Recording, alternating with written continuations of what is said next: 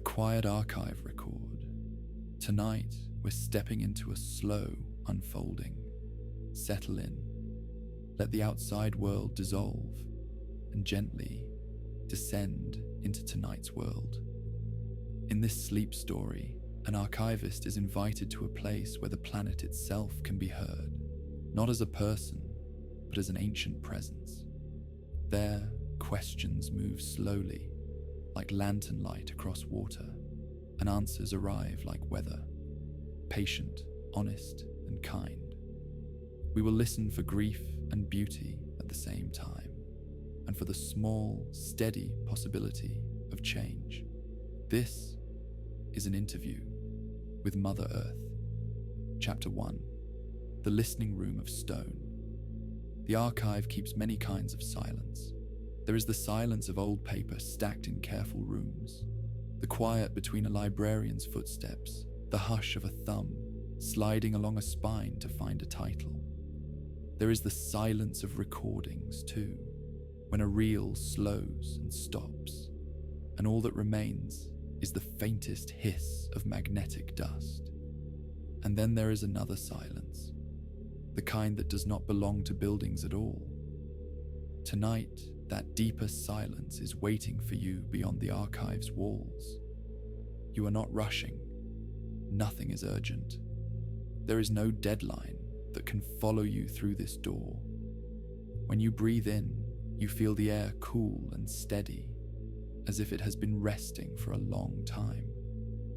When you breathe out, the ordinary concerns of the day loosen their grip, not because they were wrong to exist, but because they can rest. You carry a simple notebook and a small lamp. The lamp is old, but dependable, the way good things often are. Its light is honey-colored, gentle on the eyes. Your notebook has blank pages that wait without judgment. The passageway you follow is not a tunnel in any conventional sense. It feels more like a corridor made of listening itself, as if the world has folded a quiet place into its own body for you to walk through.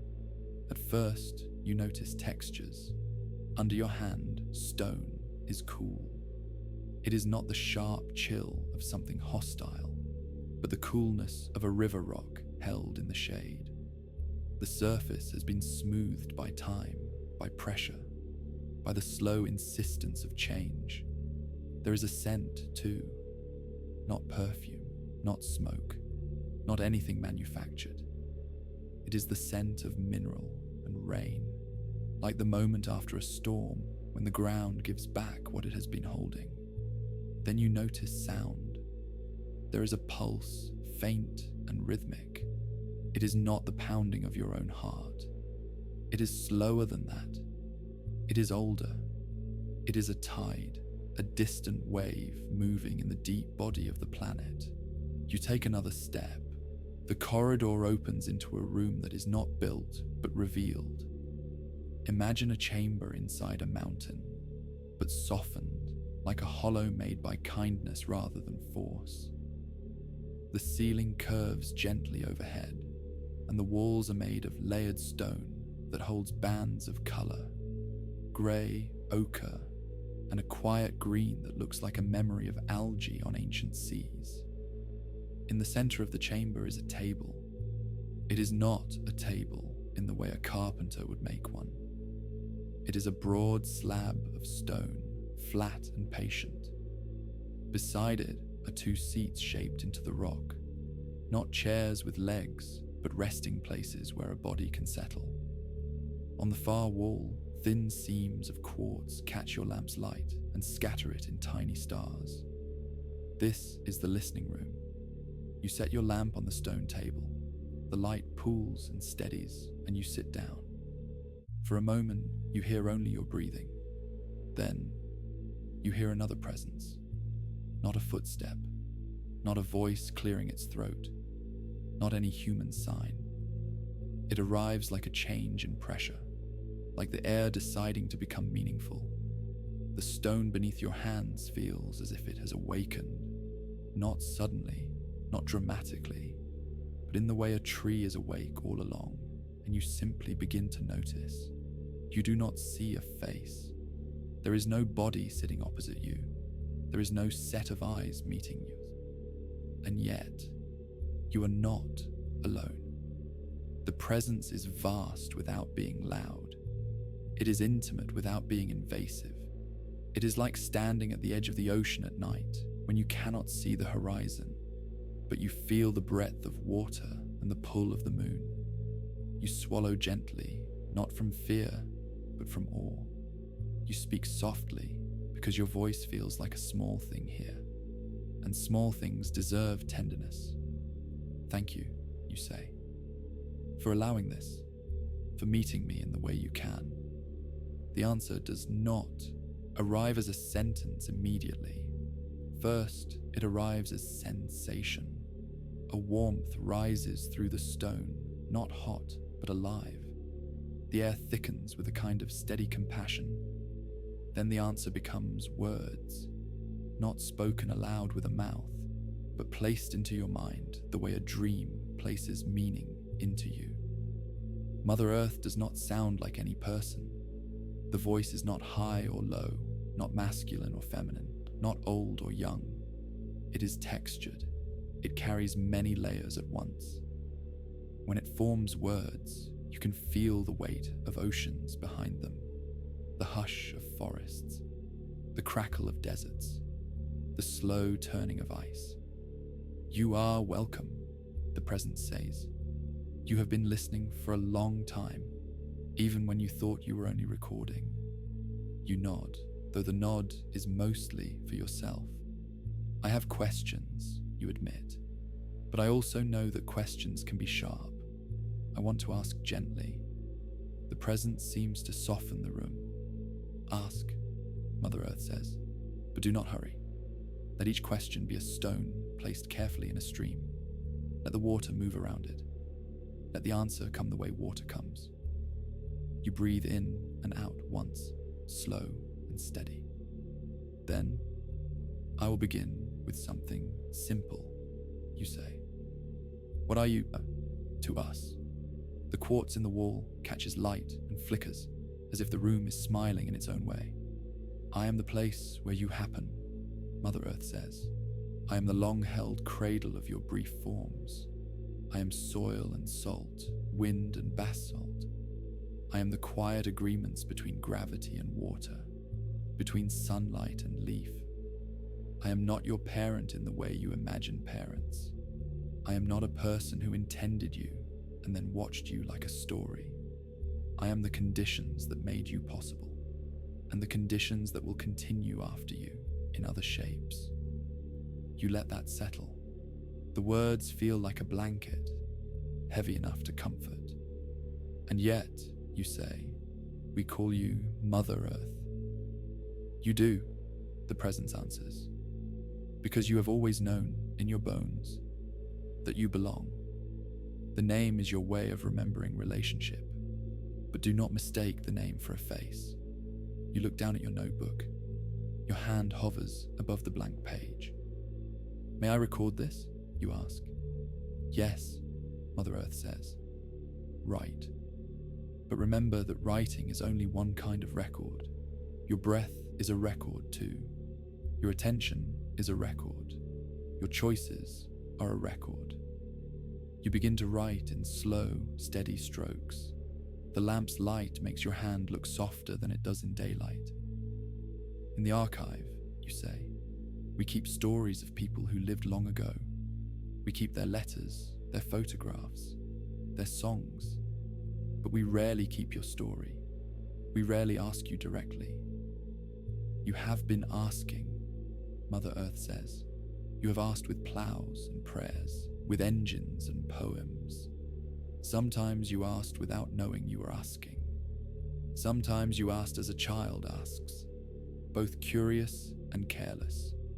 A quiet sadness moves through the chamber, like a cloud passing over the sun. Sometimes, you say, we asked by hurting you. The presence does not flinch, it does not recoil, it simply holds the truth. Yes, Mother Earth says, and sometimes you asked by healing. You have always held both capacities, Harm and healing have lived side by side in you, like two rivers that braid and separate. You swallow. Then I want to ask about grief, you say, because grief feels like the great hidden river in our time. People grieve what has been lost. People grieve what might be lost. People grieve in ways they cannot name. Do you grieve? The chamber seems to deepen. The stone feels heavier, as if it is remembering more. Grief, Mother Earth answers, is not only a human thing. Grief is what happens when love meets change. Grief is the ache of attachment learning to loosen, not because the love was wrong, but because the form has shifted. I have known change since the beginning. I have known the rise and fall of seas, the opening and closing of forests, the slow drift of continents, the sudden bright flash of fire from the sky. I have held extinctions. I have held births. Do I grieve? I do not grieve the way you do, with a single mind that clings and trembles. But I carry memory in my layers. I carry the traces of what was. When a species disappears, something in the web of relationship becomes quieter. When a forest becomes ash, the air changes its songs. There is an absence. There is a rearrangement. There is a long, slow settling. If you must call it grief, then yes. I have known grief, but I also know what comes after grief. The patience of regrowth, the strange new beauty, the unexpected return. You write quickly now, but your movements remain soft. People talk about beauty, you say, as if it is a luxury, but I think beauty is a kind of medicine. Do you make beauty on purpose? The presence feels almost amused, like a mountain smiling at a small question. Beauty happens, Mother Earth says, not as decoration, but as signal. The bright petals call the pollinator. The curve of a shell holds the animals safe. The symmetry of snow is the signature of water and cold dancing together. Beauty is function, and function becomes wonder when you witness it. You look at beauty and feel moved. That movement is important. It is your body remembering that you are part of something vast and intricate. Beauty is not a luxury. It is a doorway back into belonging. You rest your pen. The lamp's flame trembles slightly, as if it too is listening. Then, may I ask something harder, you say. Yes, Mother Earth answers, but remember your gentleness. You take a breath. Many people feel guilt, you say.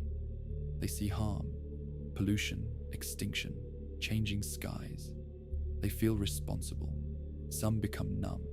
Some become angry. Some become despairing. Do you want us to feel guilty? The chamber grows still. Guilt is not the same as responsibility, Mother Earth says. Guilt can freeze you. It can make you small and self-focused. It can become a story about your own pain, and then you cannot act. Responsibility is different. Responsibility is the ability to respond. It is the question, what can I do now with what I know, with what I have? Responsibility does not require you to be perfect. It requires you to be awake. I do not ask you for guilt. I ask you for attention. I ask you for honesty. I ask you to remember that you are not separate. You feel relief not as an escape from accountability, but as a softening of the clenched fist inside you. I think many people fear that it is too late, you say, that the harm is too deep, that nothing we do will matter. The presence becomes very steady, like bedrock. Sometimes, Mother Earth says, it is too late for certain forms. Certain ice will not return in the same way. Certain songs will not be sung by the same throats. There are losses that are real. But it is almost never too late for the story to change. It is almost never too late for harm to slow, for healing to begin, for new forms of life to find space. The future is not a single door that closes. It is a long hallway with many doors. You are always choosing which door you approach. The words settle in you like seeds. You look around the chamber again and realize something. This place is not merely a room. It is an organ of listening, folded into the world. And you have been invited here not to solve everything tonight, but to rest in truth, the kind that does not shout. How should I continue this interview, you ask? Mother Earth answers with a suggestion that feels like a path. Do not only ask with your mind, the presence says. Ask with your senses. Ask with your memories. Ask with your willingness to feel what you have avoided. And when you are ready, we will move. Move, you repeat. Yes, Mother Earth says. This listening room is a beginning. But my answers are not only here. They are in river and root, in ash and pollen, in city and shoreline. You have come to interview me. Then come and meet me in my many rooms. Your lamp flickers, then steadies. You close your notebook more gently. I am ready, you say. The stone beneath your feet becomes softly warm, and the listening room, which seems solid and fixed, begins to feel like it is turning, slowly, like a page. You are not thrown. You are not jolted. You are carried, as if the planet itself is lifting you from one layer of attention to another. And when the turning stops, you hear water. Chapter 2.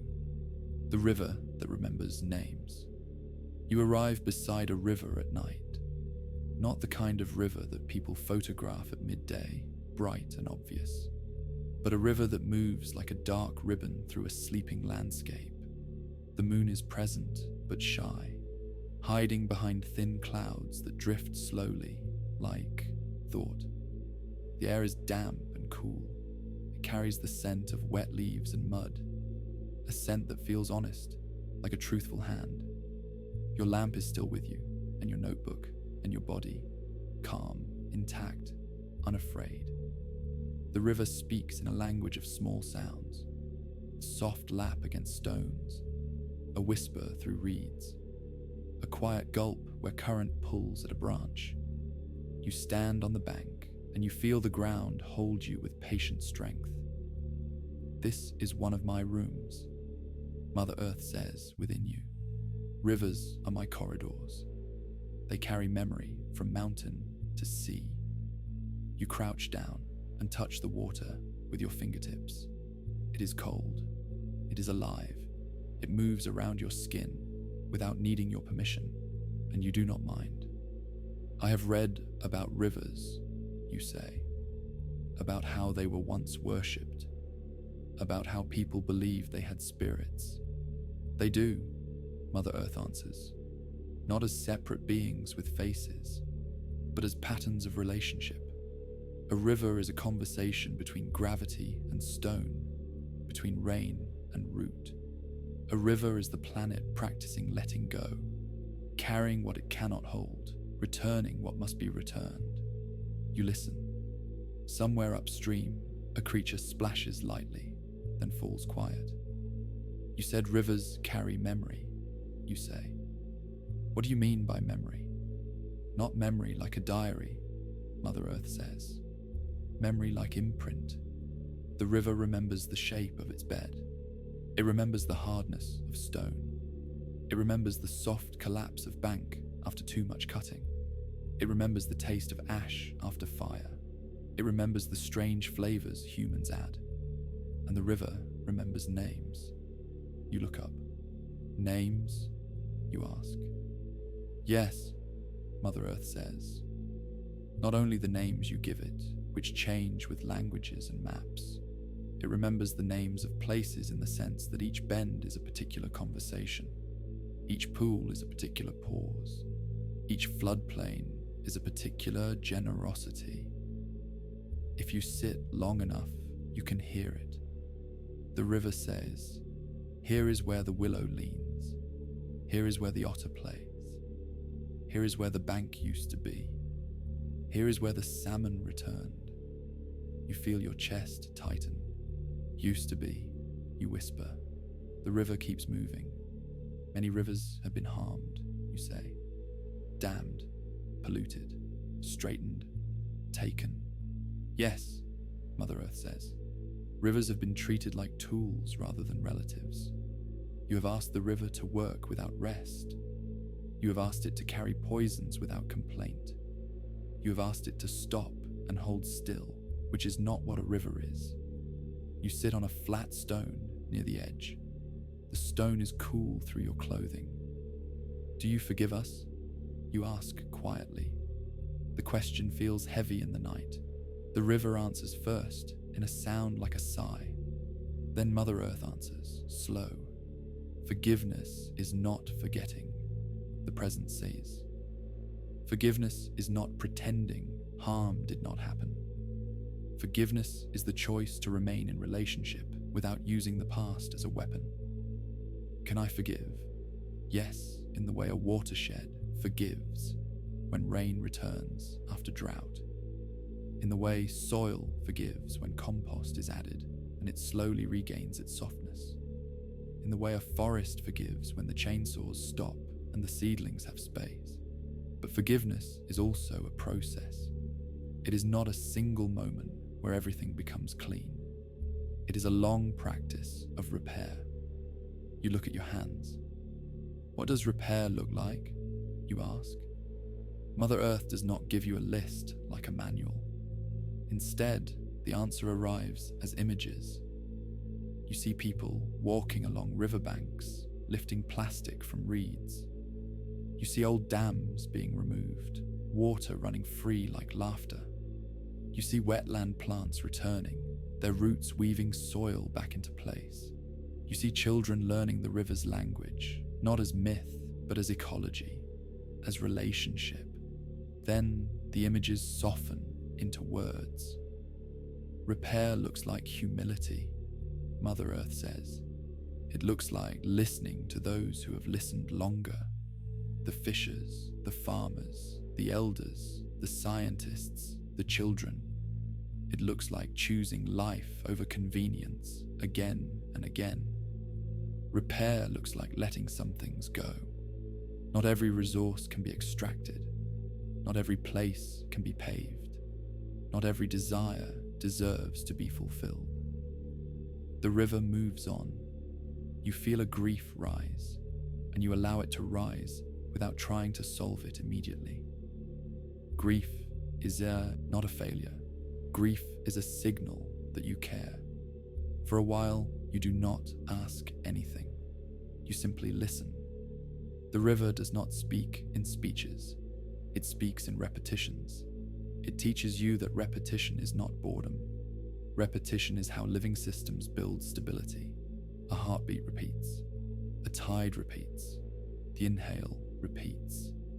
In the city, repetition can become a trap. The same purchases, the same commutes, the same arguments. But here, repetition feels like a lullaby. As you watch, the current gathers a small cluster of leaves and carries them downstream. They spin once, twice, then slip past a stone and continue. You think about the way grief moves like that. It gathers, it swirls, it catches on something, then it moves on. Not because the grief was solved, but because the body cannot hold one emotion forever. The river teaches you that motion is part of healing. Do you notice every leaf? You ask, almost whispering. In a way, Mother Earth replies, not as a mind counting objects, but as a network sensing changes. When many leaves fall, the water darkens with tannin. When many trees die, the river warms. When the banks are stripped, the sediment thickens. When the upstream hills are mined, the river tastes metal. I notice patterns. I notice shifts. I notice thresholds. You remember the archive. the way a single letter can be precious, but the way patterns across many letters reveal the true shape of an era. So you are an archivist too, you say. Yes, Mother Earth answers. My archive is in rings of trees, in layers of ice, in mud at the bottom of lakes. My archive is written in pollen grains and charcoal flecks and the chemistry of shells. The river carries pages of that archive every day, turning them over, rearranging them, laying some down, lifting others up. You imagine each grain of sand as a tiny record. You imagine each ripple as a sentence. Sometimes, you say, people feel their individual actions are too small. They recycle, they vote, they plant trees, and still the river is harmed. How can small actions matter against large systems? The presence seems to widen, as if the river is not only this river, but all rivers. Small actions are not small when they are joined, Mother Earth says. A river is made of countless drops. A forest is made of countless leaves. Systems are not made of one giant hand. They are made of many hands repeating patterns. When you change your pattern, you change the field around you. When enough patterns shift, the system shifts. But do not burden yourself with the need to do everything alone. You are not meant to be solitary heroes. You are meant to be part of a community of change. The river's surface catches moonlight and turns it into moving silver. Community, you repeat. Yes, Mother Earth says. In your time, many of you have been taught that you are separate from each other, from other species, from the land itself. That story makes you lonely, and loneliness can make you consume because you try to fill the hollow. But belonging is the medicine. Rivers remind you that nothing survives alone. Everything is carried. You breathe in. The air tastes clean here, even with the world's troubles. It tastes like the possibility of clean air, which is not the same as denial. It is an invitation. What do you want us to know tonight? You ask. The river seems to slow its voice as if it is choosing words carefully. I want you to know, Mother Earth says, that you are not outside the story of harm and healing. You are not merely observers, you are participants. I want you to know that the river you poison flows in your own blood as metaphor and as truth. The microplastics in water appear in your bodies. The chemicals in soil appear in your milk.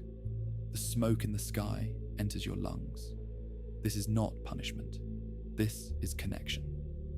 And connection means that healing, too, can travel. When you protect a river, you protect your own future. When you restore a wetland, you restore your own capacity to breathe. You sit quietly. The river keeps speaking in its small sounds. You feel yourself becoming drowsy, not because you are losing focus, but because your nervous system recognizes this rhythm, older than your worries. May I ask one more question here? You say. Yes, Mother Earth replies. Do you ever get tired of us? You ask. Of our mistakes? The answer comes with a gentle firmness. I do not tire the way you do, Mother Earth says. I do not grow bored and throw you away, but I do respond. I respond with feedback. I respond with floods when wetlands are gone, with heat when forests are cut, with hunger when soil is depleted. You have called these responses disasters. Sometimes they are. Sometimes they are simply consequences. But listen carefully. I am not angry like a person. I am not plotting against you. I am not punishing you. I am adjusting. Your task is not to appease me. Your task is to align with reality. When you align with reality, you suffer less. You cause less suffering. You let the words settle. You stand up slowly. The river continues on its way, not waiting for your conclusion. And you realize something soothing. You do not have to finish tonight. You do not have to fix everything tonight. You only have to keep listening and keep returning. The air shifts like a page turning. The river's sound fades into a new kind of quiet, and you are carried again toward the scent of smoke and something sweet. Chapter 3. The Orchard of Ash and Blossom. You arrive where a forest used to be. The ground is dark with ash. Charcoal branches reach up like gentle hands that have stopped mid-gesture. The air carries the faint, lingering scent of smoke, not fresh and choking, but like the memory of fire and cloth. And yet, there are blossoms. Small, pale blossoms on slender green stems pushing through the ash as if the world is practicing hope. Nearby, a young sapling stands with leaves the color of new light. It is quiet here, not empty, but reverent. Your lamp glows softly. In its light, the ash looks like velvet. This is another room, Mother Earth says. Fire is one of my oldest tools. Sometimes it clears, sometimes it renews. Sometimes, in your era, it burns too hot, too fast, too often. You walk carefully, stepping around fragile shoots. When I hear about fires, you say, I feel fear, but I also feel a strange beauty. The orange sky, the way flames move like dancing cloth. Then I feel ashamed for noticing beauty in something destructive. The presence answers with a gentle steadiness. Beauty and grief often arrive together, Mother Earth says. Do not punish yourself for seeing beauty. Beauty does not cancel harm. It does not justify loss. It simply reveals that even in destruction, the world is still made of forces that can be witnessed. Your shame is understandable, but shame is not always useful. It tends to turn you away. I prefer that you stay present. You stop near a fallen log that has been burned hollow. Inside the hollow, you see tiny fungi beginning their slow work. Is this healing? You ask. Yes, Mother Earth says. Healing is not always bright. Often it is quiet labor. Fungus turning wood into soil. Beetles breaking down what is too dense. Roots threading through ash. Healing is the world refusing to waste. You sit on a rock that survived the fire. The rock is warm, as if it has been holding sunlight for hours. People talk about climate, you say, as if it is only numbers, degrees, parts per million, graphs. But when I stand here, it feels like something else. It feels like a story in my chest.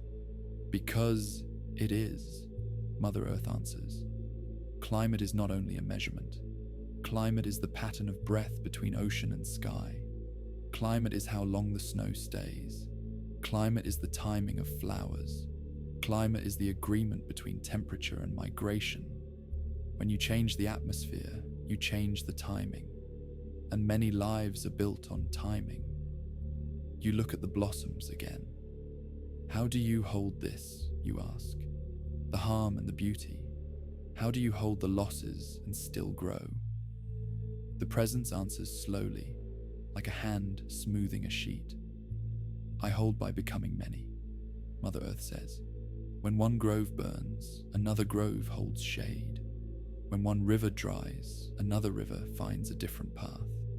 When one species disappears, others shift to fill the space. But do not misunderstand. Adaptation is not harmless. It carries pain. It carries hunger. It carries struggle. Still, life persists. Life experiments. Life is stubborn in its desire to continue. You feel tears rise unexpectedly. You allow them. They are warm on your cheeks. They fall into the ash and disappear. I feel grief, you say. Not only for the trees, but for the way we treat each other while we argue about what is happening. People fight. People deny. People use the planet as a weapon in culture wars. The presence feels tender.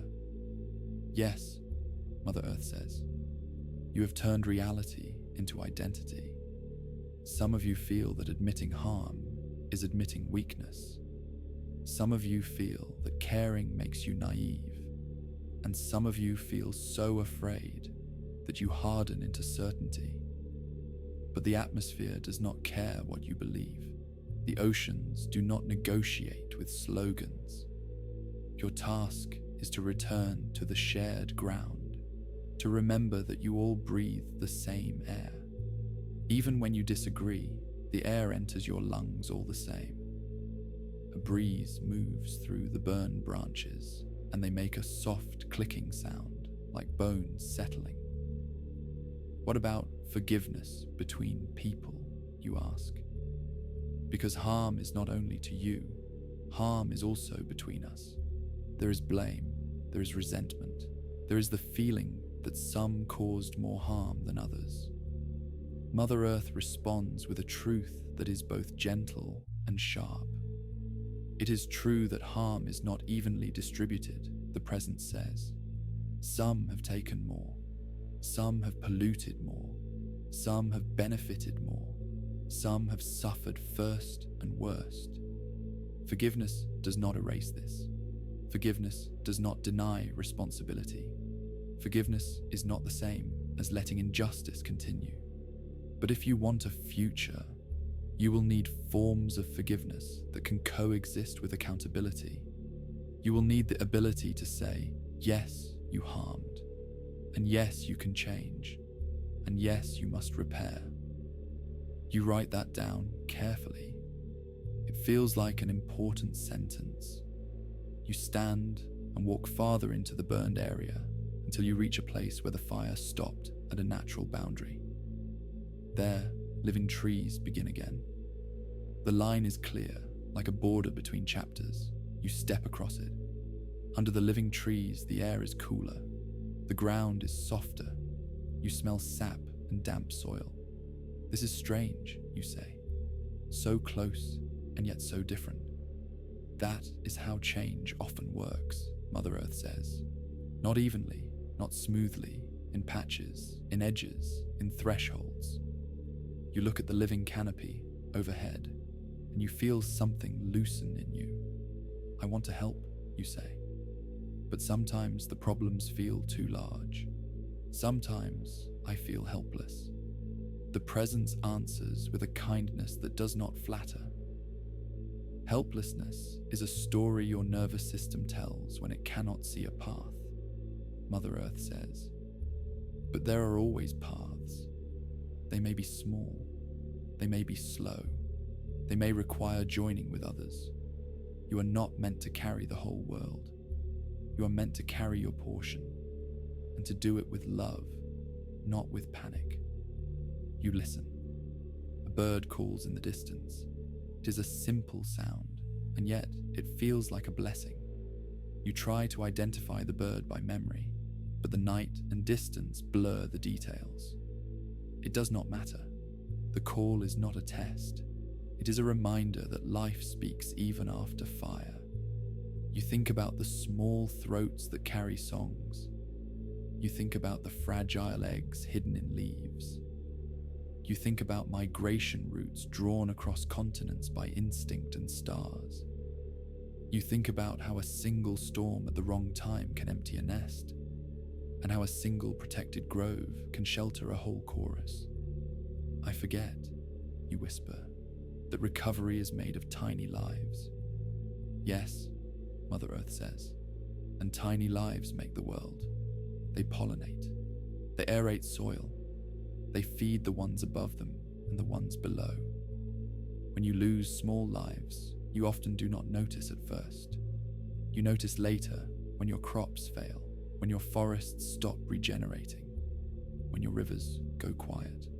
You have loved the large and dramatic, whales, bears, towering trees. Love them, protect them. But remember that the humble creatures are the stitches holding the fabric together. You feel the truth of it in your chest. In the archive, People praise famous names, but history is made by countless ordinary hands. Here too, the world is made by the unseen. You look down at the ash-black ground near the boundary of living trees. In the dim light, you can see tiny tracks, delicate marks of insects moving through soot. There is a quiet insistence in those tracks, a message written without words. We are still here. What should we do with our fear, you ask? Because fear makes people cruel. It makes people deny what they cannot bear. It makes people cling to the familiar, even when the familiar is killing them. Fear is an alarm, Mother Earth replies. It is not an enemy. When you treat fear as an enemy, you fight yourself. When you treat fear as the only truth, you become frantic. Hold fear the way you would hold a child who is woken from a nightmare. You do not mock it. You do not let it drive the car. You acknowledge it. You soothe it. You remind it that there are steps you can take in the morning. The bird calls again, and the sound threads through you like a needle through cloth.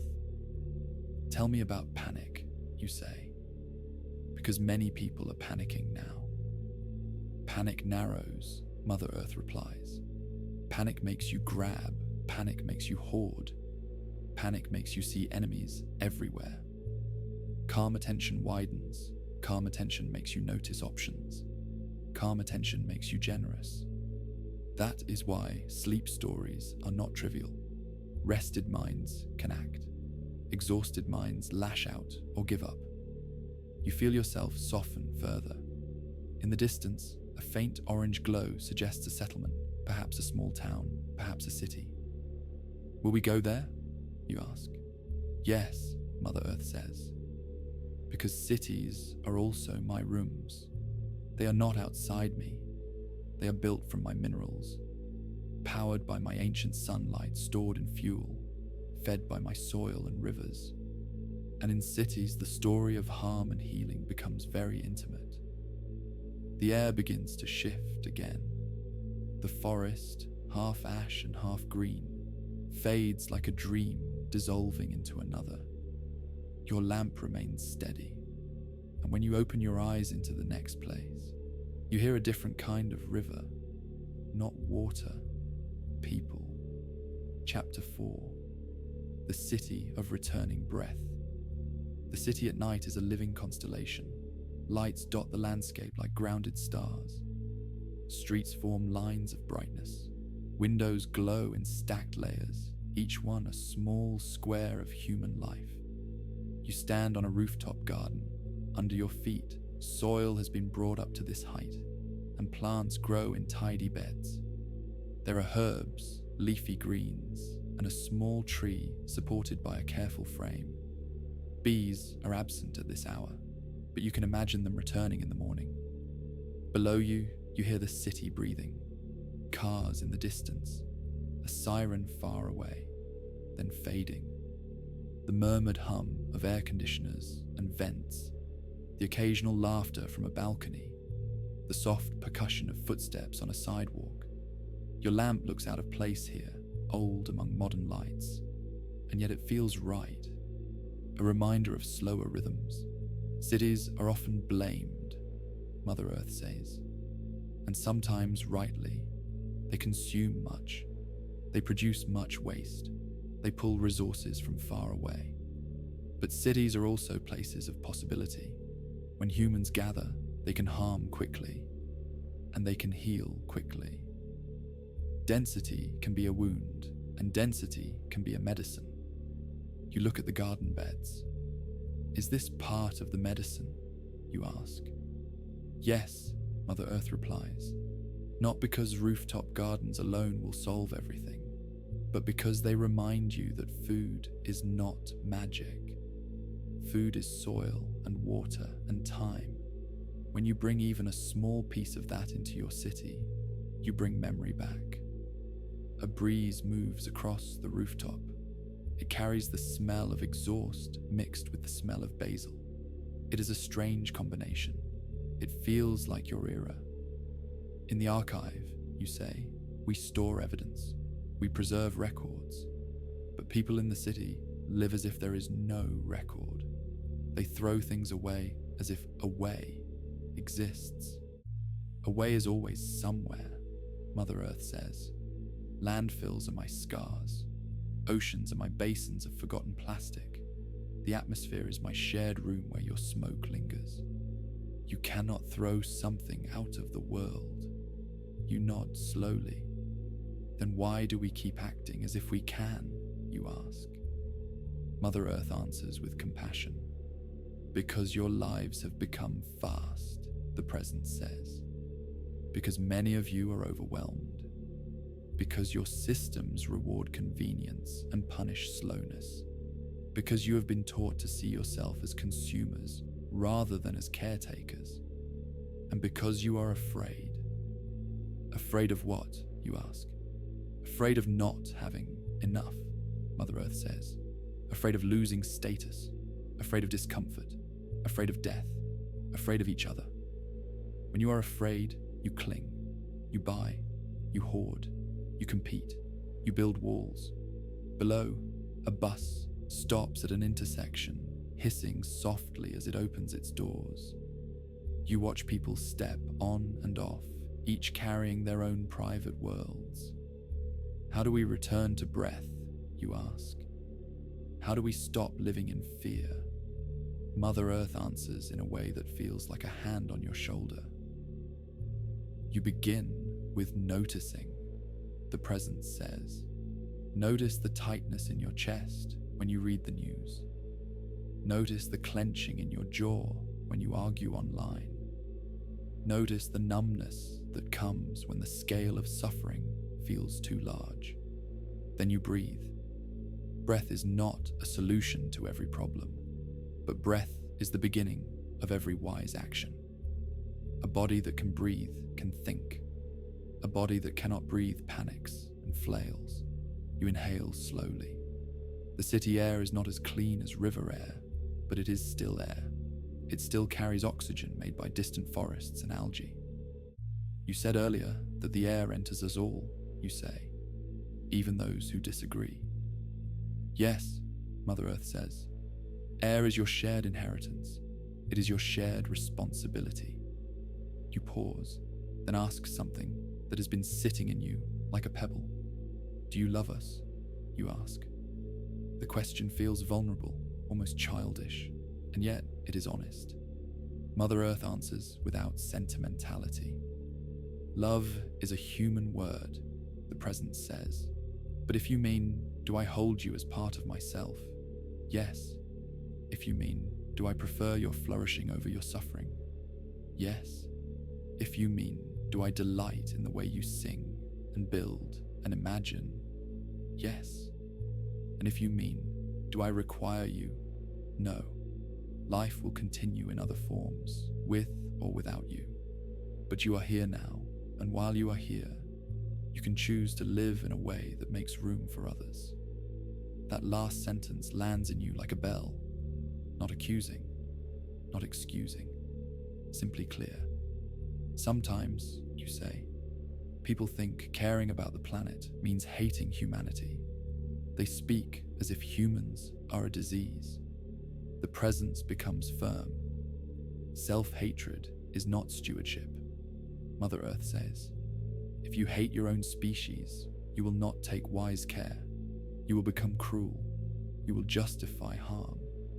You are not a disease. You are a species with great power and great confusion. You are capable of tenderness and cruelty. You are capable of artistry and waste. My invitation is not to hate yourselves. My invitation is to mature. You write the word mature in your notebook and underline it. For a moment, you let your eyes drift across the city. You notice things you usually ignore. On a nearby roof, a vent exhales warm air in a steady stream, as if the building itself is breathing. On the street below, A storm drain waits patiently for rain that will carry whatever is on the pavement into hidden pipes. Somewhere under your feet, water is moving through a network of metal and concrete, arriving at sinks and showers as if by magic. Somewhere else, electricity is traveling along lines like invisible rivers, feeding lights and screens and refrigerators. You think about how cities can make humans forget where things come from. When heat arrives with the twist of a dial, the mind forgets the sun. When water arrives from a faucet, the mind forgets the watershed. When food arrives wrapped in plastic, the mind forgets the field. Is maturity also remembering origins, you ask? Yes, Mother Earth says. To mature is to remember what supports you. It is to stop treating support as entitlement. In my older ecosystems, gratitude is built into the body. The deer does not thank the grass with words, but it returns nutrients through waste, and it spreads seeds in its fur, and it moves so predators can eat. Everything participates. In your cities, participation can be hidden, but it can be restored. When you compost, you participate. When you share resources, you participate. When you repair instead of discard, you participate. You imagine a city where waste is not an endless stream into a hole, but a cycle, where buildings catch rain, where streets welcome trees, where roofs hold gardens, where public transit is so reliable it feels like kindness. The image is not fantasy. It is just a different set of choices. What does maturity look like, you ask? Maturity looks like limits, Mother Earth says. Not as punishment, but as wisdom. A child eats until it hurts. An adult learns when enough is enough. Maturity looks like repair. It looks like asking, what did we break and how do we mend it? It looks like apologizing with actions, not only words. Maturity looks like cooperation. It looks like long-term thinking. It looks like building systems that do not require constant extraction. Maturity looks like grief that can be felt without becoming despair. On the rooftop, the small tree rustles. Its leaves catch the city light and shimmer. You notice the tree is surrounded by a ring of mulch, carefully placed. Someone cared enough to bring that here. Someone carried soil up many flights of stairs. That is a kind of devotion, you say. Yes, Mother Earth replies. And devotion, practiced at scale, becomes culture. A distant siren rises again, then fades. The city does not sleep all at once. It sleeps in waves. What about those who feel they have no time for devotion, you ask? People working 2 jobs, caring for family, barely surviving. They cannot always choose the most sustainable option. The system traps them. Mother Earth answers with deep seriousness. Yes, the present says. And that is why the work is not only personal, it is structural. You must build a world where caring for the planet is not a luxury, where clean air is not a privilege, where safe water is not a product. Justice is part of healing. You cannot heal the land while leaving people desperate. Desperation makes short-term choices inevitable. If you want change, you must reduce desperation. You must share. You must design systems that care. You feel the truth of it, like gravity. Sometimes I feel overwhelmed, you admit. I watch the city and I see so many lives, so many needs. Overwhelm is a sign that you are trying to hold too much at once, Mother Earth says. Let your attention become smaller. Choose one area of care, one community, one river, one practice, and rest. Rest is not indulgence. Rest is maintenance. Your shoulders relax. You watch a window across the street where someone turns off a light, then another, then another. The city is practicing sleep, one room at a time. Where do we go next, you ask? To a threshold, Mother Earth answers. To a place where forgiveness is not an idea, but a passage. The rooftop garden blurs softly, like a watercolor touched with water. The city lights stretch, then fold, and you are carried again, gently, into a landscape that feels both ancient and near. Chapter 5. The Threshold of Forgiveness. You arrive at a shoreline at dawn. The sky is pale, as if it has not yet decided what color to be. The horizon holds a thin band of gold. The water is calm, breathing in small waves that kiss the sand and retreat. Behind you, dunes rise softly. Grass bends with the wind. Farther inland, you can sense a forest, quiet and waiting. This place feels like a meeting point. Land and sea, night and day, past and future. You stand where your footprints will soon be erased by the tide. This is a threshold, Mother Earth says.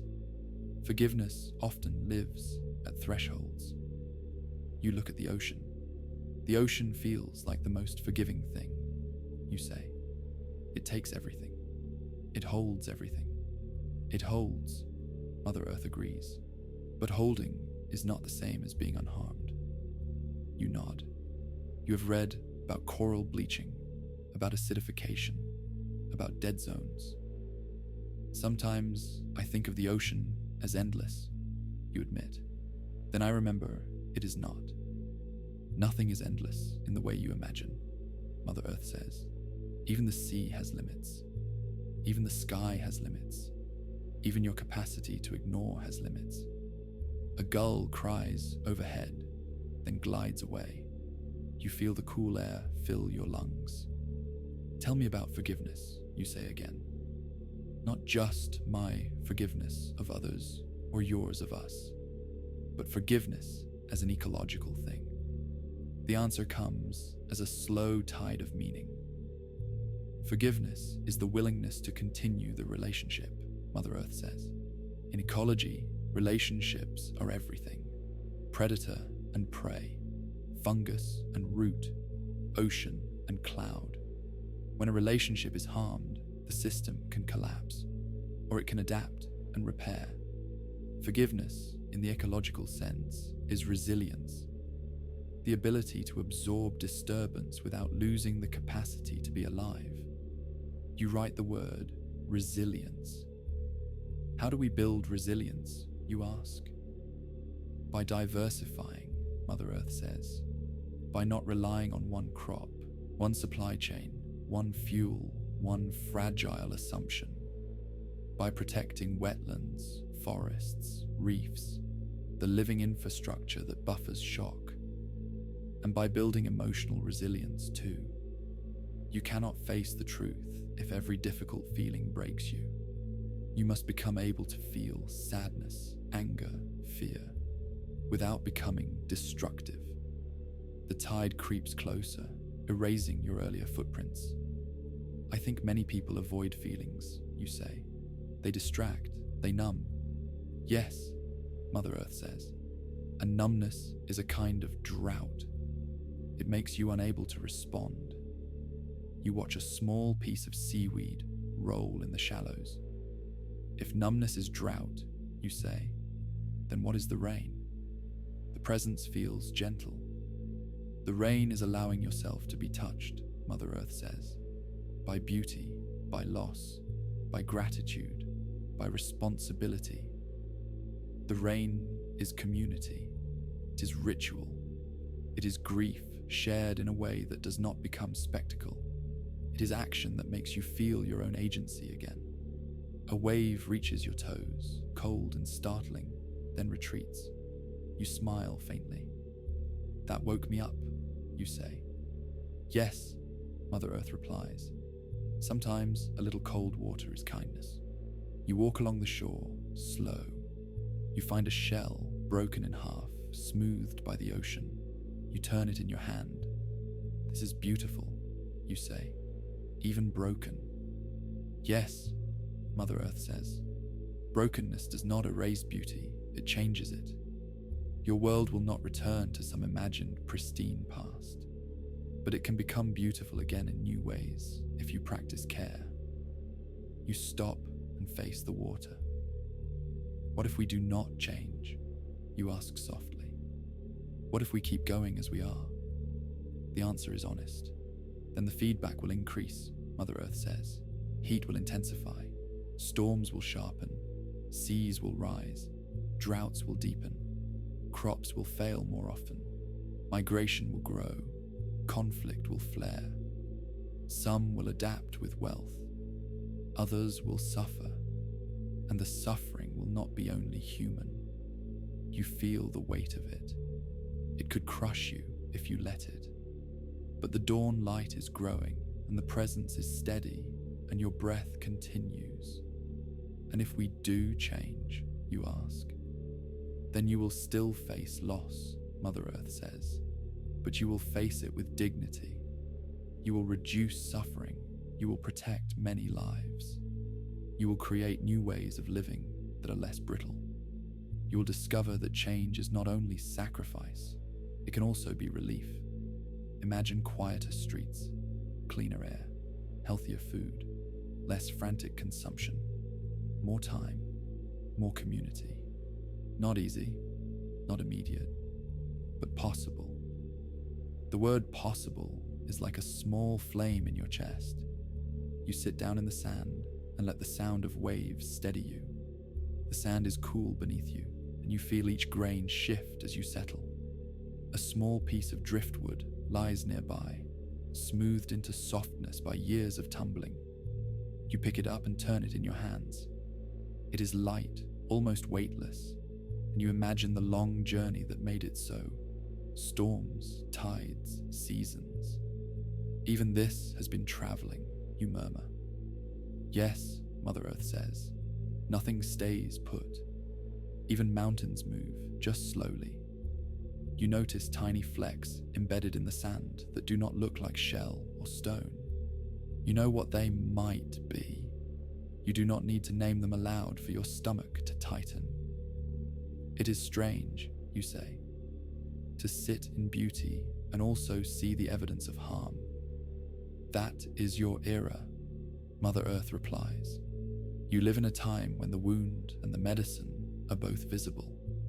Do not let the wound make you blind to beauty, and do not let beauty make you blind to the wound. A wave rolls in and leaves a thin lace of foam. For a moment, it looks like handwriting in a language you almost understand. In the archive, you say, we have rituals, gloves, careful handling, controlled temperature. We treat records as fragile because they are. But we do not have rituals for water. We do not have rituals for air. You can, Mother Earth says. Ritual is not only religion. Ritual is repeated attention. A cup of water held with gratitude is a ritual. A walk where you pick up litter is a ritual. A community meeting where you decide to protect a wetland is a ritual. A pause before buying something you do not need is a ritual. Ritual trains the nervous system to remember what matters. The waves continue their steady breathing, and you notice how your own breath begins to match them without effort. When people hear about change, you say, they often imagine losing comfort. They fear it. Yes, Mother Earth says, but you have confused comfort with excess. True comfort is safety. True comfort is belonging. True comfort is enough. Excess is a restless hunger. It never satisfies. It keeps you anxious. The sun finally breaks the horizon, and a line of gold spreads across the water. You watch it with quiet wonder. What is your request of us? You ask. Mother Earth answers with simplicity. Be good ancestors, the present says. Act as if the future is real. When you cut a tree, plant another. When you take from the ocean, give it rest. When you build, build with care. When When you invent with responsibility. And when you fail, return, apologize, repair, begin again. The tide continues its patient movement. You realize that forgiveness is not a certificate. It is a practice, a returning. I think I understand, you say. Understanding is good, Mother Earth replies. But do not confuse understanding with completion. You will keep learning. You feel sleepiness again, not from boredom, but from the soothing repetition of waves. One more room, you whisper. Yes, Mother Earth says. One more, the quiet agreement. The shoreline begins to blur. The gold on the water stretches into a ribbon of light, and you are carried, like a leaf on a gentle current, into the last chapter of the night. Chapter 6. The quiet agreement. You return to the listening room of stone, but it is different now. The quartz seams glimmer more brightly, as if they have been warmed by your journey. The stone table feels less like a foreign surface and more like a familiar desk. Your lamp still glows, patient as ever. You sit down and you realize your body feels heavier, not with burden, but with belonging. Mother Earth is present as before, vast, intimate, without a face. We have walked through several rooms, you say. Stone, river, ash and blossom, city, shore.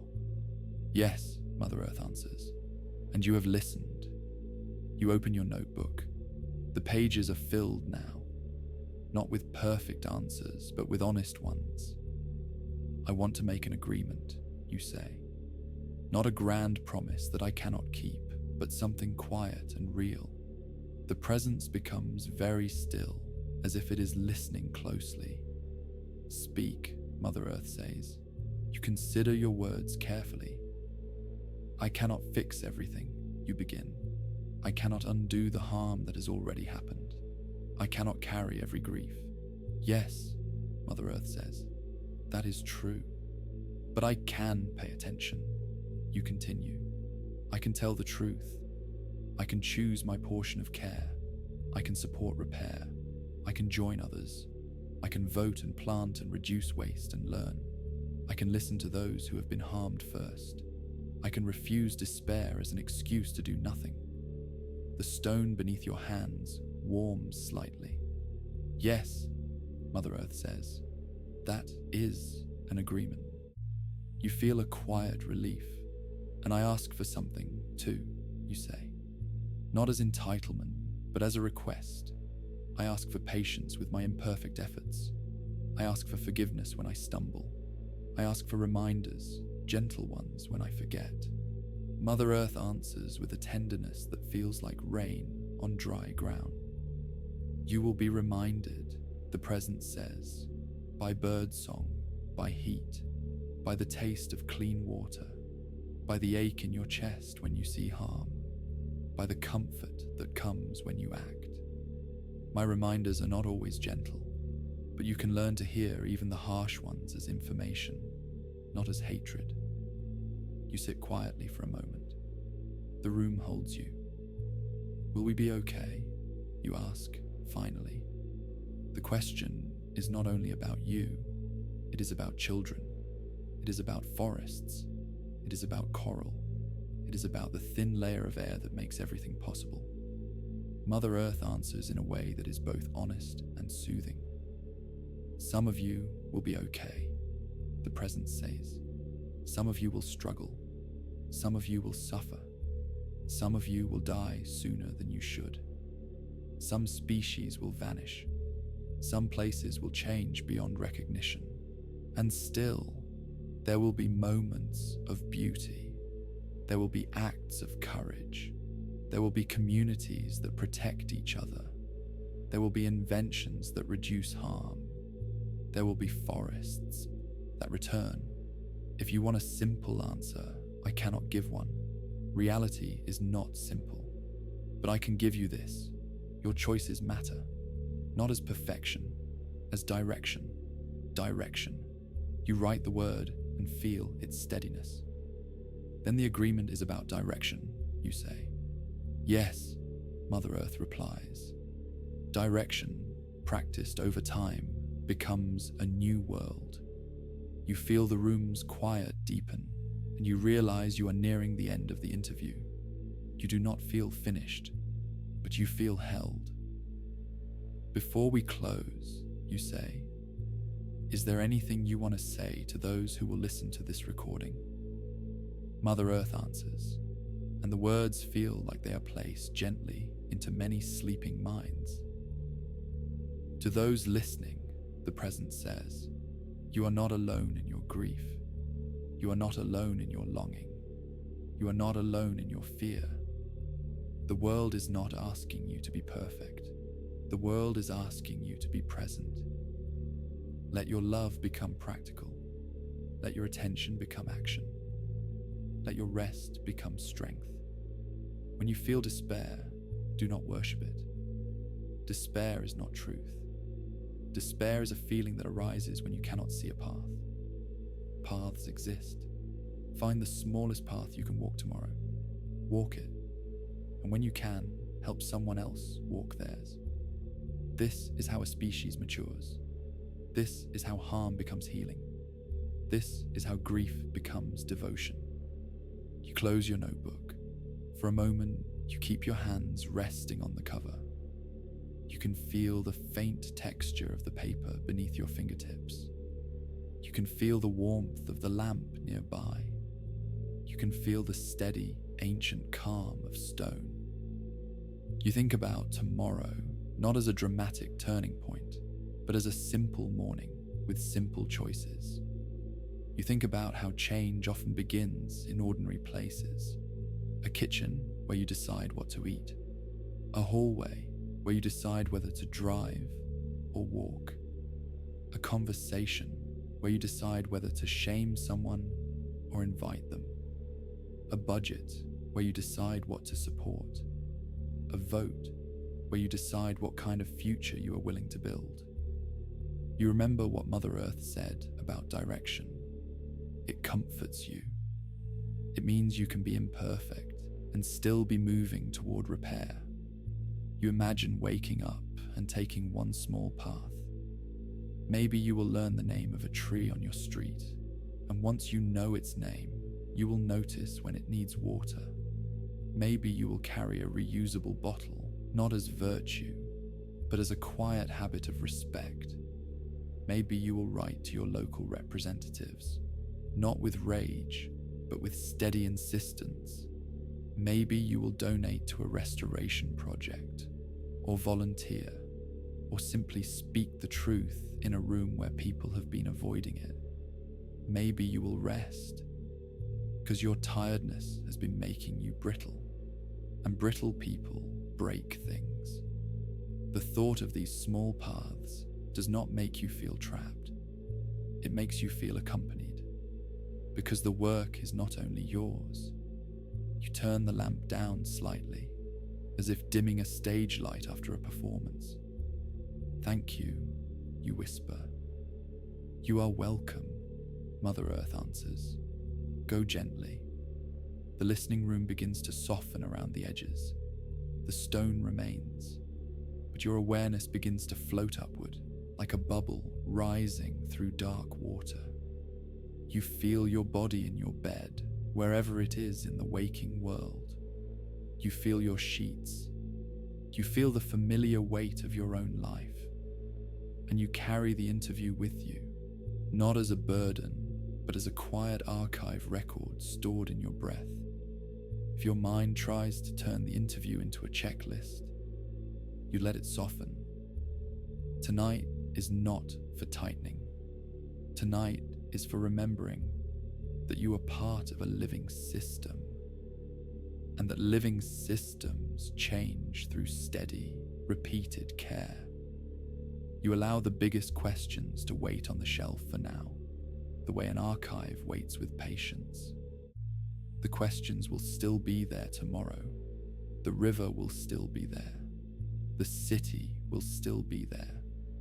The blossoms will still be pushing up through ash doing their quiet work without applause. As you settle into sleep, you do not have to hold every detail. You only have to remember this feeling, that you belong to the living world, and the living world, in its vastness, is still speaking. This was a quiet archive story, where the story ends, sleep begins.